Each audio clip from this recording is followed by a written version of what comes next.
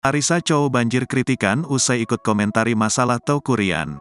Larissa Chow kini menuai kritikan pedas dari warganet usai mengomentari sikap Teuku Ryan. Larissa Chow menyinggung sikap Teuku Ryan dalam menghadapi gugatan cerai yang telah dilayangkan oleh Ria Ricis. Di salah satu komentar, Teuku Ryan berniat ingin berbicara soal sesuatu yang dipendamnya. Banyak yang menduga jika Teuku Ryan ingin membongkar sesuatu terkait keburukan Ria Ricis dan masalah rumah tangganya. "Boleh gak aku speak up? Tapi dia adalah ibunya Moana. Mohon doanya aja ya untuk yang terbaik," kata Teuku Ryan. Komentar suami Ria Ricis tersebut langsung mencuri perhatian Larissa Chow.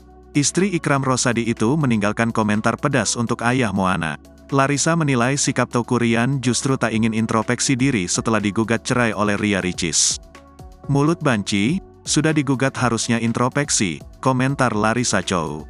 Komentar ibu anak satu ini pun langsung mencuri perhatian warganet lain. Sebagian ada yang setuju dan ada pula yang mengkritik pedas Larissa. Banyak juga warganet yang menduga jika akun tersebut bukan akun milik Larissa Chow.